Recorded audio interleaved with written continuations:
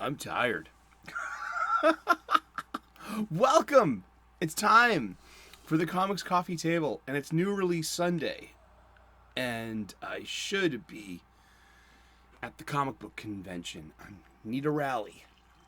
Because yesterday was very fun. I'd spent all day at Boston's Wicked Comic Con.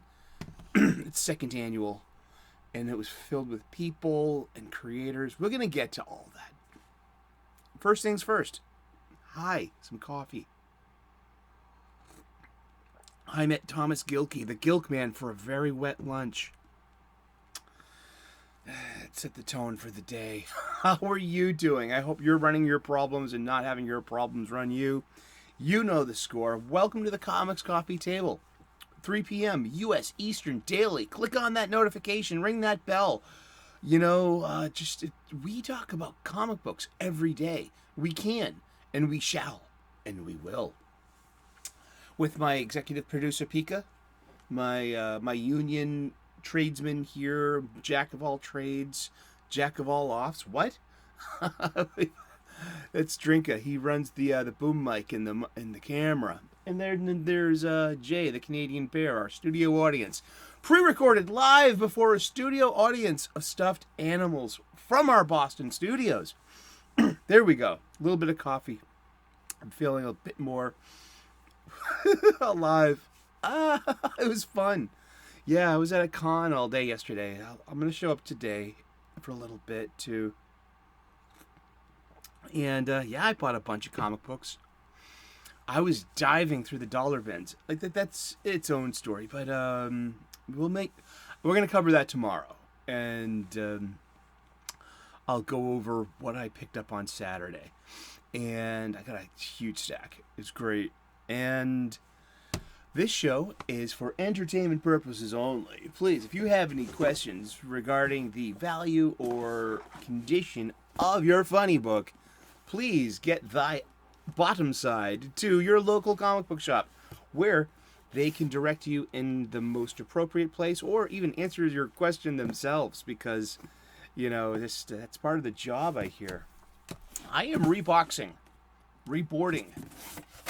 Yeah, reboarding. Yeah, try stick a board in there in the first place, jerk face. We're reboxing, reboarding, and rebagging my entire collection. Along the way, I am getting my head around the valuing and grading of comics. I think it's a really interesting part of what we do, you know, as for me, as a lifelong comics fan. It's not that I'm getting into the whole selling and buying of vintage comics. I just want to have an appreciation for it. And it's part of the history of funny books. And I love that. So I've got the Overstreet Comic Book Price Guide, 52nd edition. I'll be getting it next year. I'll be getting it the year after that. I also got the Overstreet Guide of Grading Comics. And I got it signed yesterday by Billy Tucci, the artist who did the cover here. That's Ms. Fury, not to be confused with Catwoman. Ms. Fury is also a Golden Age heroine. Yeah, but yeah, I got to meet Billy Tucci yesterday. Great dude. Him and his wife Debbie. And yeah, he was like, yeah, that's mine. And he signed it. He's just the way he is in real life on the TV too. It's really fun. And yeah, those two books were given to me by my parents last year for Christmas. So this season is dedicated to my parents. You can find links to their Amazon links in the description, where you can get your own copies and you can play along at home. And you can tell me, like, wow. And I just found a funny book that would have been worth $50 if it was a 9.2 near mint. That is awesome. And let's look at what? Look at the show notes. All right. He demands that I look at the show notes every time. What? I miss stuff all the time? Well, yeah, it's me. Yeah, I'm just the talent, and I actually do rely on his copious amounts of scribblings and show notes. And it's a good thing I was a history buff as a kid. I can to decipher cuneiform and Sanskrit and hieroglyphics, one could say. You need a Rosetta Stone. That was a weed joke. Okay, yeah. This is the biggest part of the show, for my humble opinion, is the big opening here. No, we're getting lots of new viewers every day. It's great to see you all. Like and subscribe. I would love to earn your subscription. Put on those notifications. We talk about comic books 3 p.m. U.S. Eastern daily. And the live chat's always hopping, full of great people, and there's always room for one more. That means you. Join us. Leave a comment in the comment section. Continue this comic book shop style conversation. I love my local comic book shop. The comic book shop is the fulcrum of our niche hobby of ours. Comic books, yes. Specifically. I, for one, like floppies, monthlies, magazines, periodicals, the comic book. I prefer that over trade paperbacks, collections. That's such, because I grew up in a time where a child had pocket change and you could start making choices and get what you wanted. Now, if I had 4 bits in my pocket, 4 bits would be 2 quarters. A quarter is a 25-cent coin piece here in the United States of America. And a comic book would cost 30 cents, 35 cents, 50 cents. When the comics went up to 60 cents, it got a little worrisome. I had to start, packing more heat in my pocket. All men must figure that one out. Oh, where does this come from? I am just Krishna's flute. Ain't that funny? And I heard that next year's Boston Wicked Comic Con is going back to the Seaport area, and it's going to be even bigger. Last year it was tiny. It was just, it was because it was new. It was just, I hear that the people involved with Boston Comic Con, the old annual shindig, they sold their rights to Fan Expo, which is a junket tour kind of, I'm not saying that negatively. No, it's more of like Fan Expo. You could probably have the same people at at Dallas, at LA, Vancouver. It goes down the line. Like this year, William Shatner's coming, Peter Weller, RoboCop, Buckaroo Banzai, just to name a few. Danny Trejo is going to be there. Hayden Christensen, will you sign my copy of Revenge of the Sith, please, Anakin? Wouldn't that be cool? Wouldn't that be cool? I could just have him sign this one. That would be cool. That would be cool. I'm a huge Star Wars fan. There are so many Star Wars cosplayers. It's so cool to see them. I am a cosplayer. Fledgling. I don't know. When is this the seriousness? When do you become a real cosplayer? Is when you do it several times a year. When you do it just once a year. If it's in your heart. If you haven't done it in a few years, are you still a cosplayer?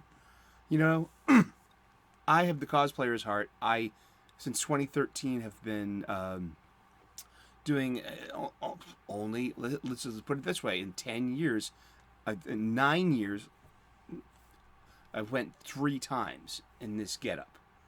Does that make me a cosplayer? I say yes, because I put a lot of heart and soul into it. I look great, and I'm there to, be part of it. So, it doesn't, would other cosplayers look down at me and say, no, we have a different terminology for you? Well, let me know in the chat. Are you a cosplayer? What is your cosplay? Mine is the movie style Captain America, based on the Chris Evans. And now I've got a Mjolnir, Thor's hammer, to go with it for the Endgame movie version. I also got the compass. I got the compass from Etsy with the picture of Peggy in the inside. It's so I'm most definitely MCU cap, because I got an MCU style cowl as well. I also have a Jack Kirby style, wicked blue. I went in that the first 2015. Okay, let's just frame this. 2013, I got that motocross jacket, leather jacket. I hadn't had the shield yet. And I got these red Doc Martens. And they're still a bitch to wear. So I'm an ordained minister, so I wanted to have fun with it. And nobody got the joke. And it looked a little lame, but it was like my first attempt at an all-day being at the con. It's 2013 Boston Comic Con when it was down by down at the old World Trade Center, which was the old Boston Convention Center before the new neighborhood of the seaport sprung up around it. I went to a Catholic church supply store that I know of here in Boston. I'm an ordained minister. I've gone there before. If you see my Twitter page, my pinned tweet is yours truly, Reverend Eric O'Sullivan, ordained 31st of March 1998 at 10 minutes before midnight, 10 minutes before April Fool's Day. I had a spiritual awakening. I became an ordained minister of the Universal Life Church of Modesto, California, online. And I can perform wedding ceremonies in all 50 states. And I'm a spiritual guy, non-religious, and so I performed like 4 weddings and a few naming ceremonies for infants for other non-religious spiritual people and friends. So if you go to my Twitter page, you'll see a great picture of me in this like very plain robe that I got at this like Christian supply store for clergy people. And it's the plainest robe I can get. No kairos, no fish, no stitching. And it's great because it works. It's for the pictures. I've seen it happen before.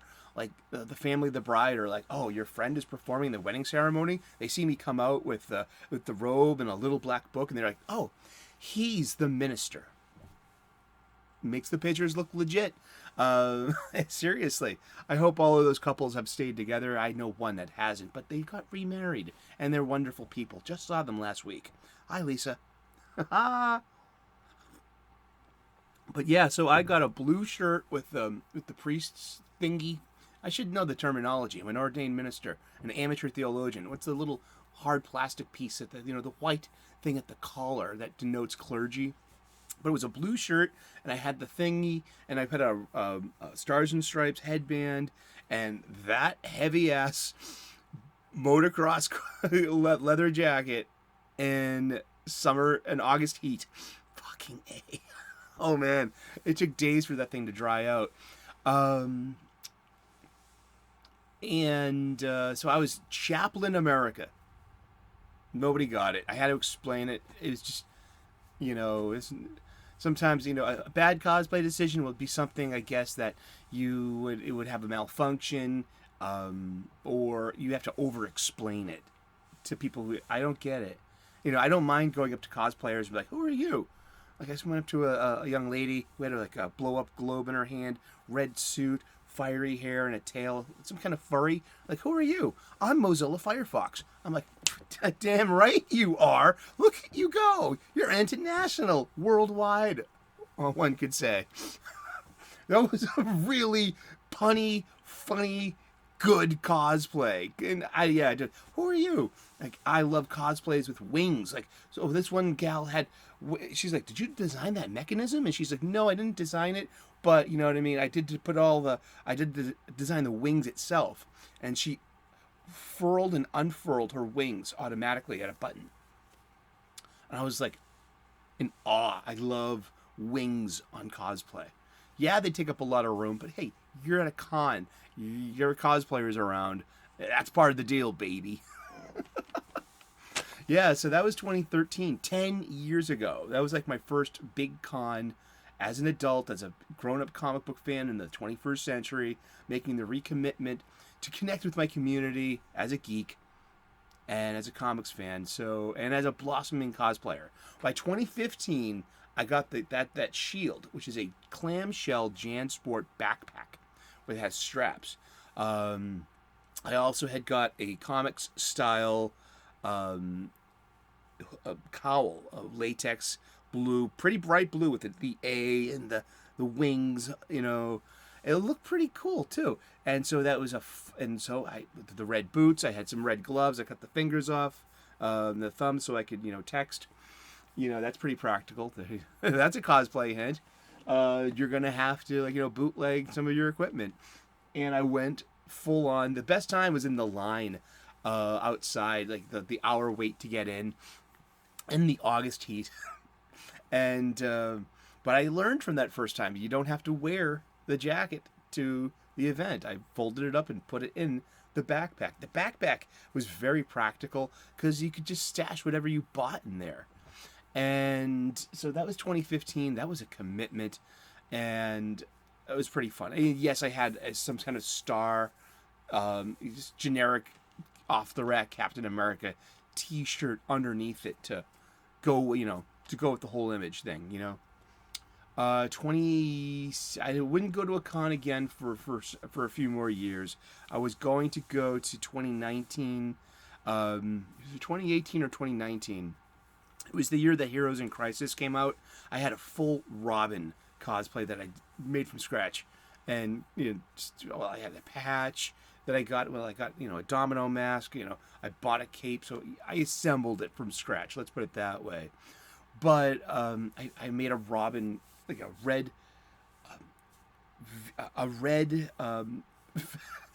sweater vest. You know what I mean? And I cut out these yellow strips of iron-on, and it made the faux ties. The yellow that is down Robin's chest. Those are legitimately supposed to be ties. And then I found a Robin iron-on emblem too, and that was brought it all together. I had green shorts, in the bright primary colors, in the Burt Ward kind of style. So it was supposed to have looked like a traditional Robin. And I would have had to go bare-legged in little shorts.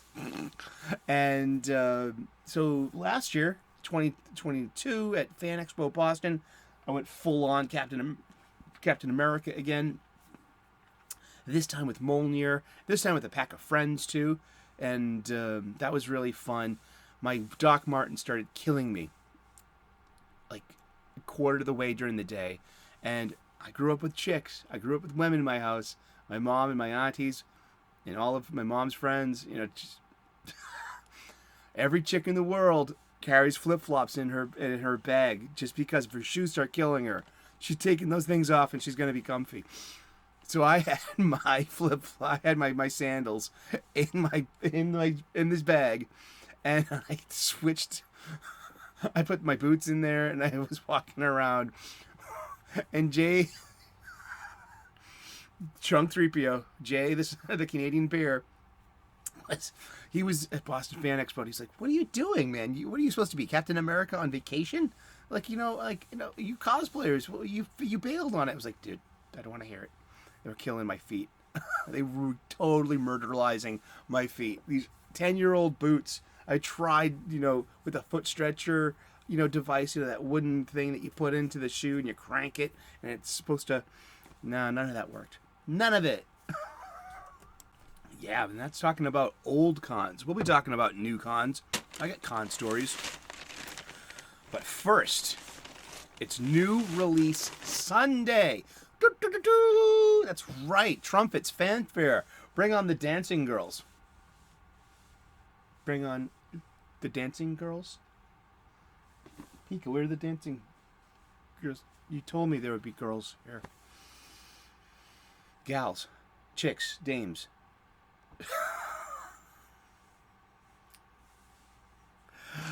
Let's get to it. What's in the bag? What's in the bag? The ubiquitous comic book shop style bag.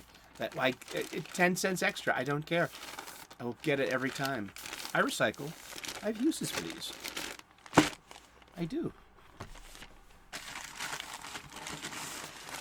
I just picked up I was testing a Sharpie. And I drew a face, kind of just to be like, okay, I'm going to test my Sharpies, bring a Sharpie to the con. Everyone has Sharpies at cons, but you should too. You never know, So I was like, okay, let me test the Sharpie, because they're old Sharpies. There's a way to reactivate a Sharpie. You dip its, the marker tip into rubbing alcohol for about 10 seconds, and then you put it upside down so the excess can drip into the chamber, into the ink stick, and then you shake it up a little bit, and then put it like capside down for the rest of the night. It should be fine the next day. This brings your Sharpie back from the dead, unless it's a totally used up Sharpie. I mean, like a brand new old Sharpie out of the box, and just I bought a box of Sharpies. I use them at work. I'm a chef, and I bought a box of them, and I'm like, this was a bad idea. Most of these things are fucking dry. I mean, you're not going to go through them as much as you think you are. It wasn't a bad idea. It was just an idea of ideas. But that is a good idea. Let's have a sip of coffee. Let's wet our whistle, and let's start talking about comic books. Good to see you out there in the live chat. Hopefully, right now, at this very moment, this is the shape of our conversation. You wouldn't believe that somebody is giving me an evil eye for wearing this sweatshirt. I am not wearing this sweatshirt. But I do have this on my phone, and this came in really handy yesterday too. I'll get to that. Like when we're talking about the con. We have a con show tomorrow. We're going to talk about just going to a con. It was so much fun, and but today we have a plan. We have a thing. We talk about new releases. So we're going to go over the 4 magazines, periodicals that I bought at my local funny book bodega, my local comic book shop, where I buy my supplies. If you're new to the show, you'll know that I don't use my online supply chain to buy supplies. I'm weird. Does this make me naive? No, it doesn't. It just makes me vested into my local comic book shop. I volunteer to pay the markup. I could be getting these cheaper through my online supply chain with the free shipping and the built-in movie network. And you know what I'm talking about. But I'm getting my boxes, I'm getting my bags, and I'm getting my boards. All at retail price to support my local funny book bodega, my local comic book shop, my LCS, the mom and pop brick and mortar shop that we need to keep thriving. So please, I want to be an advocate and an activist and an apostle for this good news, this God spell. Get your ass to the comic book shop and spend your money there. Please, not just comic books, but the supplies we need. All right, let's get to it. Should we go in reverse order? Because I sorted these. I got 4. I got 4 funny books. And I'm happy to say that I've got 3 of them from independent presses. 3 titles that I've never read before. 3 titles I took a chance on. I'm just connected into a community that, I'm always like, why don't I ever get any of these? I hear people talk about this comic book, that comic book. Well, that's because, silly, you're stuck in the big 2 and superhero funny books of the familiar IPs. You've had these lifelong, non-delusional, parasocial relationships with Batman and Superman, Spider-Man, She-Hulk, and Kitty Pryde. You name them. They're part of Storm. I love Storm. Storm. I love Storm. Hi, Storm. Aurora. The Wind Witch. Aurora Monroe. God. I was a kid in the 80s. And then she got that mohawk. Oof. That was hot. Well, now let's not objectify. All right, so I got 4 funny books. One of them is, I'll just start off with that one. World's Finest, number 14. Fabulous, fabulous funny book. I missed 13 last month because it was sold out already. It'll come back. I trust my comic book shop. Things that are new releases, that sell out on New Release Wednesday, give it several weeks. They'll come back. And that's just the shape of it. That's the shape of my fandom. I don't want a pull box. I don't want somebody, if you really want and need these titles, that's your solution. They'll order it for you. It's that simple. Eric O'Sullivan, we ordered him a World's Finest. That's what he's collecting. Me, I accumulate. I'm not really a collector as per se. I more just accumulate these funny books that just keep adding up and adding up. But this is World's Finest, number 14, brand new last week, written by Mark Waid, art by Dan Mora, and colors by Tara Bonvillain. And this is an example of a good comic book. It's part 2 of probably maybe a 4-part story, 3-part story, who knows. Yet it is so accessible that this is good for new readers. Anyone can. This is written by a superhero comic book master, Mark Waid. Now, you see what I'm wearing. You see whose side of the fence I'm not on, adjacent to. They don't like each other. I mean, what has that got to do with me as being a comic book fan, a lifelong superhero comic book fan? Heck, I would love to be the editor-in-chief of DC Comics and make them work together with a Mark Waid book with some EVS art. I don't care if you like each other. You know what I mean? Here, produce something legendary and bask in the glory of your royalties for the rest of your years. That wouldn't be great, huh? Fun story. Fun. Great use of the action figures. Everyone's got a great voice. Keeps it to authentic. And I love Robin. I love Dan Mora's Robin. I love, see that sense of gravity and weight of the items on his utility belt, and he's just messing around. That is the daredevil, the kid, the gymnast, the acrobat, the devil may care attitude, and it's an interesting story. I mean, it's nothing new. It's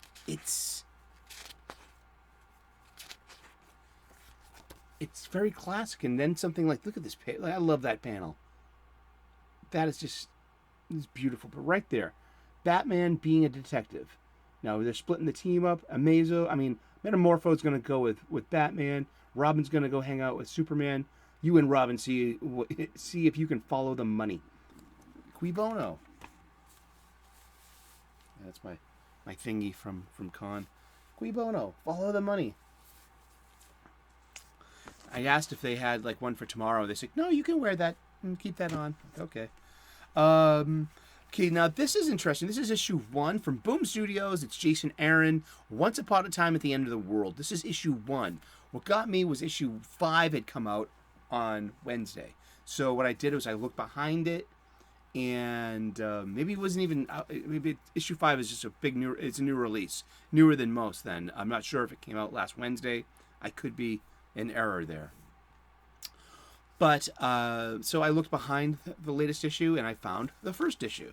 So that's not really a new release. It's new to me. It's from 2002. This is issue 1. It's a variant cover, and it's an independent story about 2 young people at the end of the world. Ends on a cliffhanger with our protagonist as an older person, and I've never consciously bought a Jason Aaron book. So now I have. And will I return to it? Probably not, but I'm happy I took the chance. The next one here is from Scout Comics. This is Unicorn Vampire Hunter. I love vampire stories. I love vampire comic books. And it's okay. I just want to say that this is where digital comics and hand-drawn print comics, I think you can see it here. Perhaps this is a good example of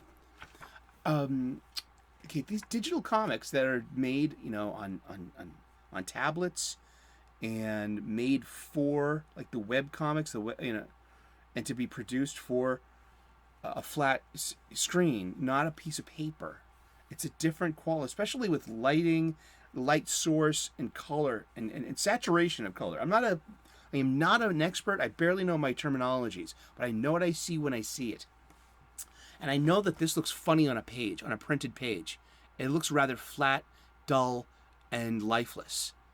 And that this looks probably a lot better on the screen, on the medium it was intended for, a touch screen that has its own backing light source, that doesn't have to worry about reflective light being behind it. There's just a weird...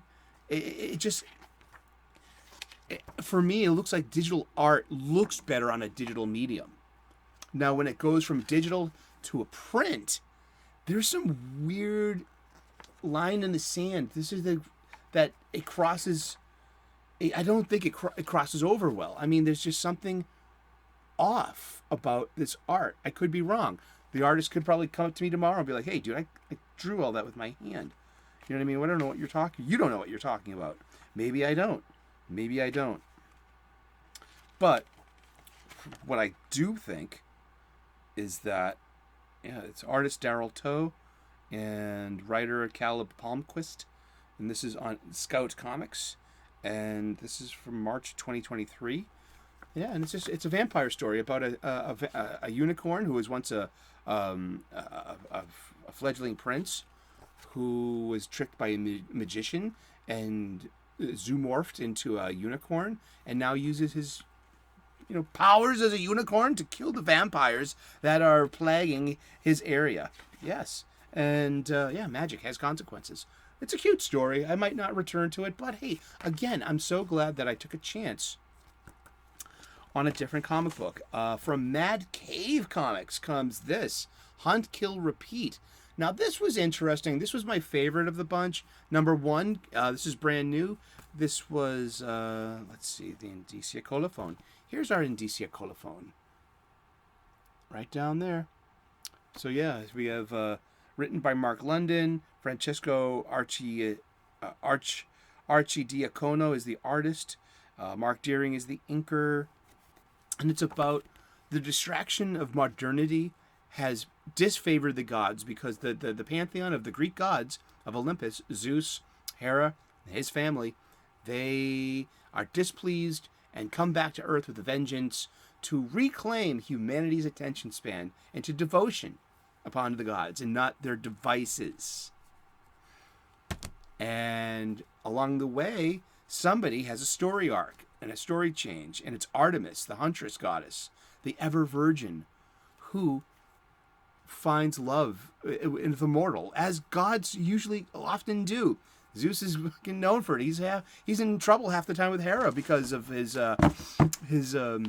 dalliances. But lots of gods and goddesses have affairs with mortals and have children with them as well.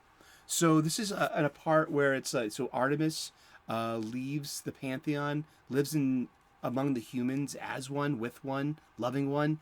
She's pregnant. Come on, she's a virgin goddess. She gave her.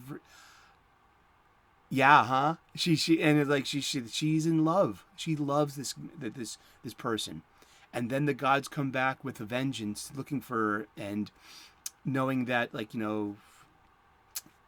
destroy her life, and she wakes up 10 years later out of a coma, struggling to find her powers, and of course there's no baby. But that's where it turns into like Kill Bill, like that story note with the bride in Kill Bill, and it ends on her, trying to she's gonna get her life back. She's going to avenge her lost love and her lost baby. But is the baby actually a demigod? The young demigod in the last page of this funny book? We will find out more in the next issue, which I probably will buy. So yeah, this has been New Release Sunday. There we go. Thank you so very much for tuning in today. I'm going to go back to the con now. I've been hanging out with you guys, and probably go home in a little bit too. It's only until 6 o'clock, but I'm getting some more funny books. I'm getting great conversations with creators, and we'll talk more about it tomorrow. I'm going to go over my Saturday at the con at a comic book convention. This is a strictly comic book convention, and it's old school, and it's just my type. And thank you so very much. God bless. Namaste. Good luck. We will see you again tomorrow in those funny pages. Please like and subscribe. I would love to earn your subscription. We make daily content here. We do. We talk about comic books every day, 3 p.m. U.S. Eastern. Thank you. And if I gave you one of my business cards at the con, welcome. Subscribe if you can and be part of this. You must love comic books as much as we do. You're with the right people. Cheers. See you later. Bye-bye.